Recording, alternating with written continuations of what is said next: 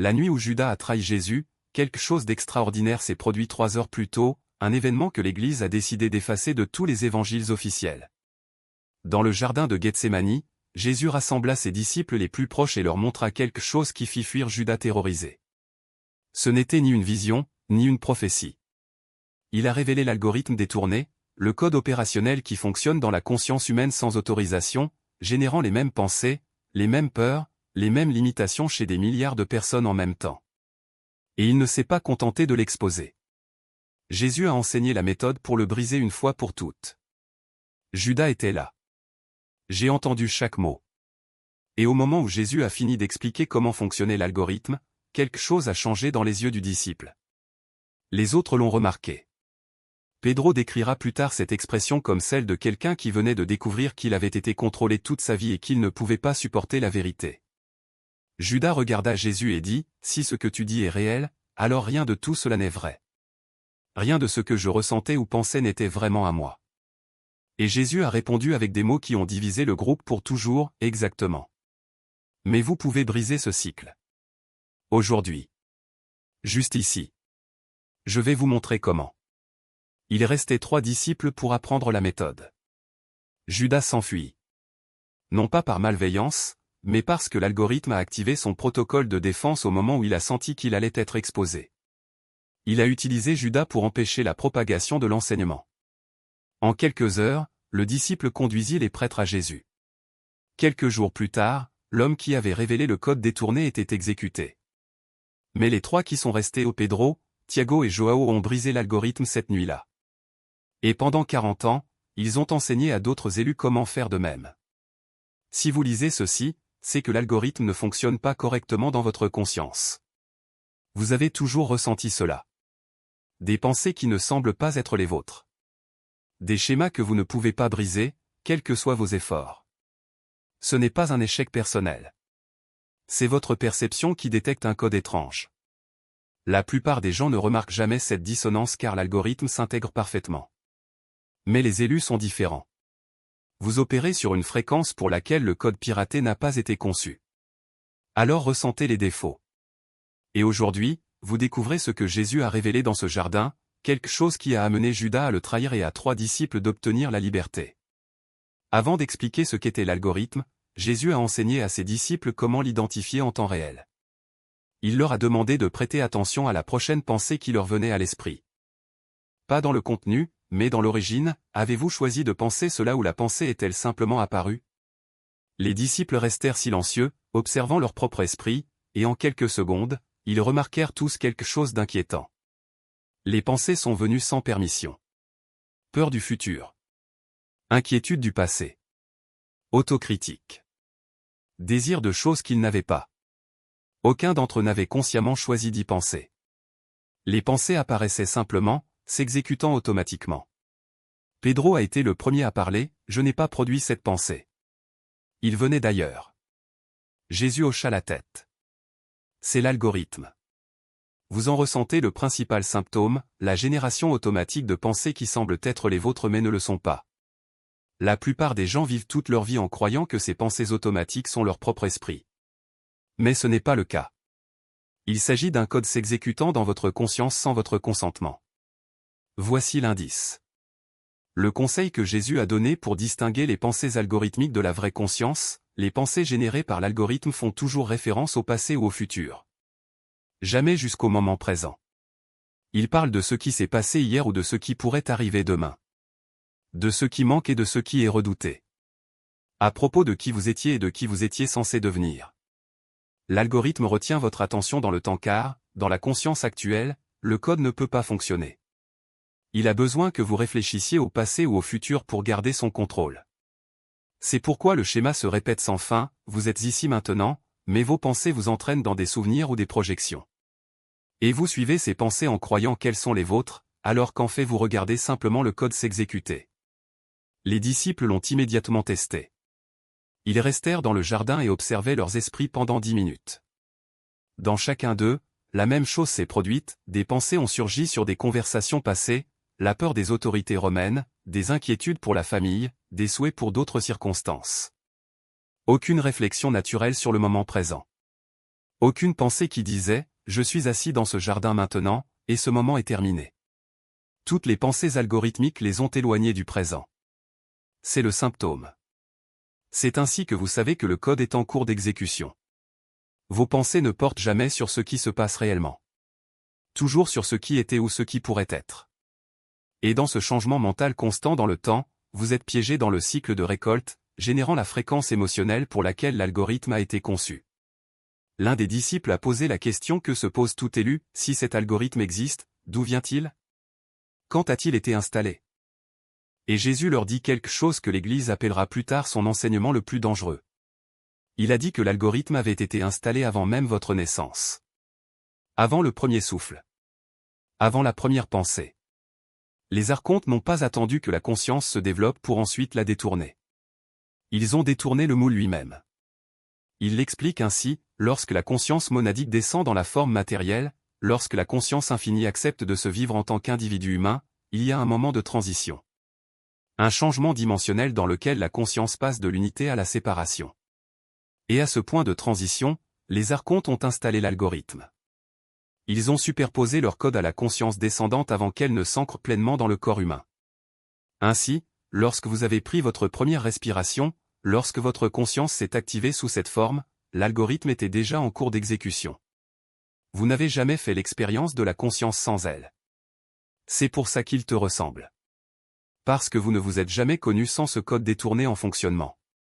Les disciples comprirent immédiatement pourquoi cette connaissance était dangereuse. Si l'algorithme fonctionnait avant la naissance, alors tout ce que les humains croient être leur personnalité, leur caractère, leur nature pourrait en fait n'être que le résultat du code. Les peurs qui définissent votre identité. Les limitations que vous acceptez comme des vérités. Les normes que vous croyez sont qui vous êtes. Tout cela pourrait être une génération algorithmique. Pas le vrai moi. Ce n'est pas une conscience monadique qui s'exprime d'une manière unique. Juste une programmation détournée, exécutant les mêmes schémas sur des milliards de personnes, avec de légères variations pour maintenir l'illusion de l'individualité. Jésus leur a dit que les archontes faisaient cela pour une raison, récolter de l'énergie.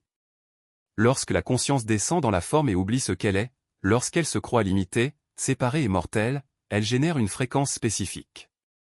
Algorithme. Il ne peut que le reproduire de manière nouvelle. Ce dont vous avez besoin, ce n'est pas de plus d'informations, mais d'un changement dans le système d'exploitation lui-même. Et ce changement ne se produit pas par l'effort, mais par la reconnaissance. Il a expliqué que l'algorithme se nourrit de l'identification. Lorsque vous croyez qu'une pensée est la vôtre, lorsque vous fusionnez avec une émotion comme si elle faisait partie intrinsèque de vous, lorsque vous acceptez sans conteste qu'une limitation est réelle, vous renforcez la structure qui vous maintient emprisonné.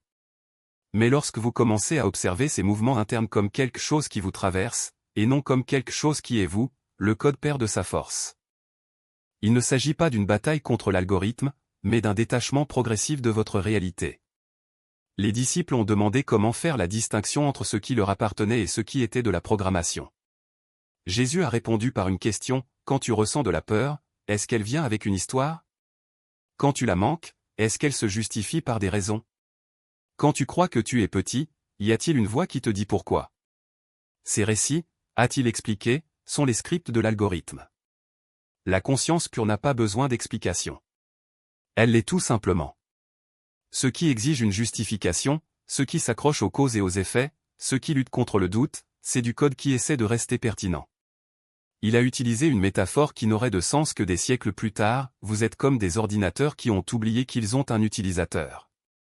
L'algorithme est le système d'exploitation, fonctionnant en arrière-plan, vous convainquant que c'est tout ce qui existe.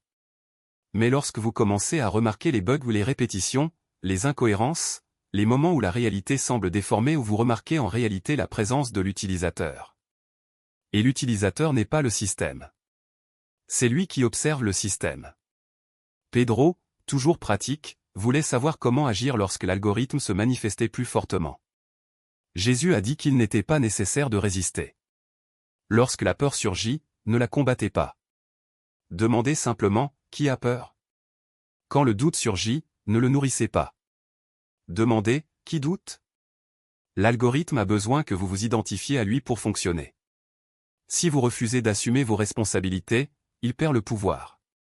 C'est comme un programme qui ne s'exécute que si quelqu'un clique sur l'icône. Si personne ne clique, il devient inerte. Joao, plus introspectif, s'interroge sur les moments où la connexion avec le tout semblait si réelle que l'algorithme ne pouvait pas l'infiltrer. Jésus sourit à nouveau. C'est dans ces moments-là que l'utilisateur a le contrôle. Le système d'exploitation est toujours là, mais désactivé. Vous ne le combattez pas. Vous vous souvenez simplement qu'il n'est pas nécessaire. Et plus vous vous en souvenez, plus le code devient obsolète. C'est comme un vieux logiciel que plus personne n'utilise. Il existe peut-être sur le disque dur, mais cela n'affecte pas l'expérience utilisateur. Il a toutefois prévenu que l'algorithme n'abandonnerait pas facilement. Quand il se rendra compte qu'il perd le contrôle, il tentera une dernière stratégie, l'urgence. Il vous dira qu'il faut agir maintenant, qu'il n'y a pas de temps, que quelque chose de terrible va arriver si vous n'obéissez pas. Mais rappelez-vous, le temps est une illusion du code. Ce qui est éternel n'est pas pressé. Ce qui est infini ne craint pas la pénurie. Lorsque vous ressentez cette pression, sachez que c'est l'algorithme qui essaie de se réaffirmer. Et la meilleure réponse est de ne rien faire. Observez. Les disciples restèrent silencieux, absorbant les paroles. Puis Jacques, le frère de Jésus, a demandé ce qui se passerait lorsque l'algorithme serait complètement désactivé. Jésus a répondu avec une image, vous deviendrez comme des miroirs. Vous ne refléterez plus les distorsions du code, mais seulement ce qui est vrai. Et ce qui est vrai n'a besoin d'aucune explication, d'aucune peur, d'aucune limitation. C'est tout simplement le cas. Et lorsque de nombreux miroirs sont alignés, la lumière qui le reflète brisera le système pour toujours. Il n'en dit pas plus cette nuit-là. Il savait que ces mots n'auraient de sens que lorsque les disciples feraient l'expérience de ce qu'il décrivait. L'algorithme y était toujours actif, mais les fissures étaient déjà visibles. Et les fissures, aussi petites soient-elles, sont le début de la fin de toute structure. Le code apparaît. Révocation dès que vous l'identifiez. Revenez à qui vous êtes vraiment. L'algorithme ne disparaît pas immédiatement. Il se débat, tente de se réinstaller, génère des pensées de plus en plus intenses pour tester sa conviction. Mais chaque fois que vous le reconnaissez, le révoquez et le revenez, il perd de sa force. Non pas parce que vous le combattez, mais parce que vous arrêtez de le nourrir. L'algorithme est basé sur la croyance.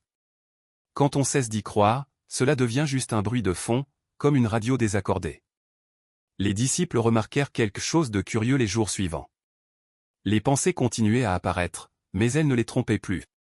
Une voix interne murmura « Tu n'es pas assez », et avant que cela ait fini, Pedro l'avait déjà identifié comme un code. Il a révoqué son autorité et est retourné au centre. Le sentiment de manque s'est dissous comme de la fumée. Jacques, lorsqu'il ressentait la peur de la persécution, ne luttait pas contre elle. J'ai simplement noté, ceci n'est pas à moi. Je ne donne pas mon consentement. Et la peur a perdu son pouvoir. Jésus les a prévenus, l'algorithme ne disparaîtra pas sans combat.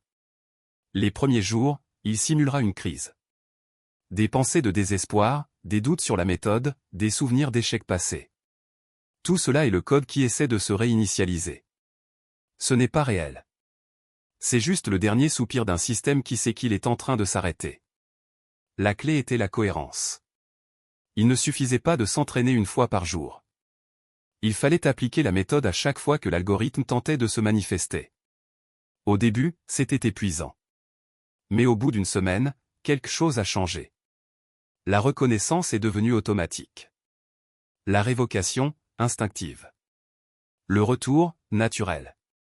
Il n'avait plus besoin de réfléchir au processus. C'était comme si une nouvelle fréquence de conscience avait été activée, une fréquence à laquelle l'algorithme ne pouvait plus s'ancrer. Le 10e jour, quelque chose d'extraordinaire s'est produit. Les pensées algorithmiques ont commencé à devenir rares. Non pas parce qu'ils avaient été supprimés, mais parce que l'esprit ne leur offrait plus un terrain fertile. C'était comme si un logiciel obsolète essayait de fonctionner sur un système d'exploitation mis à jour. Cela n'a tout simplement pas fonctionné. Jésus a ensuite révélé le niveau suivant, l'algorithme n'est pas seulement un programme mental. Il est enraciné dans le corps émotionnel et le champ énergétique. Ainsi, une fois que vous aurez brisé le schéma mental, vous devrez nettoyer les couches les plus profondes. Il pratiquait sur place, dans le jardin. Judas, qui avait fui, n'était pas présent. Mais les 3 autres hôpiteurs, James et John sentirent quelque chose bouger en eux. Ce n'était pas un changement externe. C'était comme si une lentille sale avait été nettoyée. Le monde restait le même, mais ils le voyaient clairement pour la première fois. L'algorithme n'a pas été créé pour vous, a déclaré Jésus. Il a été installé avant votre naissance, comme un virus dans un système d'exploitation. Mais vous n'êtes pas le système. Vous êtes la conscience qui l'observe. Et lorsque la conscience se souvient de ce que c'est, le virus perd son pouvoir. Il fit une pause, regardant chacun d'eux. Vous avez déjà brisé le code. Maintenant, vous devez vivre comme si vous saviez que vous êtes libre. Des pensées surgissent, mais maintenant vous reconnaissez, ce n'est que du code. La révocation se produit au moment où ils identifient le modèle. Vous ne consentez plus. Ils reviennent à ce qui a toujours été vrai, ils sont la conscience monadique. Et demain, ce ne sera pas parce que quelqu'un leur a dit que ça fonctionnait, mais parce qu'ils sentiront le code s'effondrer en temps réel. Vous remarquerez que les fichiers se rétractent, comme des ombres qui perdent de leur force sous la lumière. Pour la première fois depuis leur naissance, ils feront l'expérience de la réalité sans la couche d'interprétation algorithmique, cette lentille déformée qui a toujours été là, filtrant tout. Vous n'êtes pas un programme humain exécutant des algorithmes archontes. Ce sont des consciences monadiques habitant une forme temporaire. Et lorsqu'ils opèrent à partir de cet endroit, lorsqu'ils se souviennent de ce qu'ils sont, le code détourné n'a nulle part où s'ancrer. Cela essaie de déclencher la peur, mais vous répondez depuis une conscience infinie, où la peur n'a pas sa place. Il essaie de fabriquer le manque, mais vous répondez depuis la complétude, là où le manque n'existe pas. Il insiste sur la séparation, mais vous répondez à partir de l'unité, où la séparation est reconnue comme une illusion. L'algorithme est cassé. Les archontes ont perdu l'accès. Vous êtes souverain. Ils sont libres du code. Vivez comme quelqu'un qui sait cela.